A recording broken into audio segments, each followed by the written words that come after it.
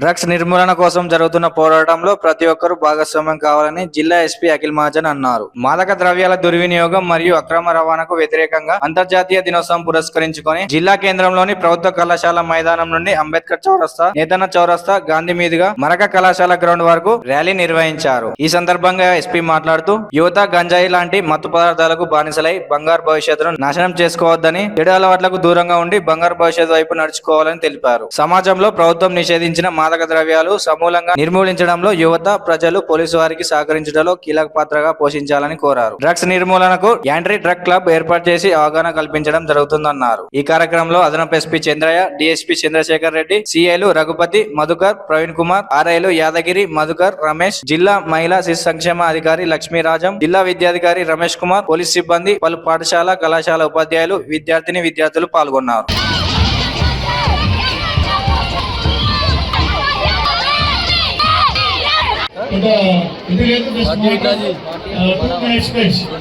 అయిపోయిన తర్వాత ఎస్పీ గారు రైల్వే దాని తర్వాత ఇమీడియట్ నెక్స్ట్ స్కూల్ రైల్వే కంటిన్యూగా ఆడే మాదక ద్రవ్యాల అక్రమ రవాణా మరియు దుర్వినియోగంపై కృషి చేస్తానని డ్రగ్స్ అమ్మకం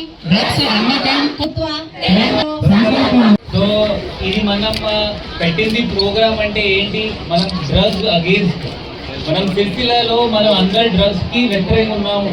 అది నాకు మీ నుండి మాట రావాలి. ఎందుకంటే ఇప్పుడు you are the future of our state, మన కంట్రీకి, మన స్టేట్ ని మీరే ఫ్యూచర్.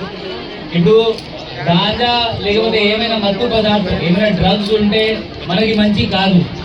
నేను చాలా ఉదాహరణ చూశాను. అంటే ఇప్పుడు సిరిసిల్లలో, రుద్రంగిలో, లేకపోతే వెమ్లవాడలో ఏమేమి ఉదాహరణ చూశాను అంటే వాళ్ళ సొంత ఇంటిలో దొంగతనం చేసి, అది గాంజా కోసం డబ్బులు దొంగతనం చేసి గాంజా కొన్నారు.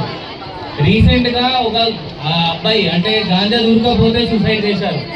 అది ఇప్పుడు ఒక గట్టిగా యాక్ట్ ఉంటుంది, పాక్సో యాక్ట్. చాలా మంది పిల్లలకి తెలియదు అది.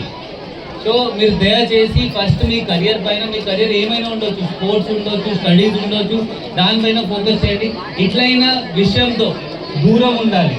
సో ఒక ప్లెడ్జ్ ఉంటుంది. ఇప్పుడు ఇది డిఓ గారు, డిడబ్ల్యూ గారు ఒక ప్లెడ్జ్ చెప్తారు. మీరు అందరు ఇట్లా చేసి గాంజాతో దూరం ఉంటారు. నాకు తెలిసిపోతే కూడా నేను దూరం ఉంటాను. ఎవరు తాకుతున్నారు వాళ్ళకి కూడా సంజయిస్తాను. చేస్తారా? ప్రామిస్? ఓకే.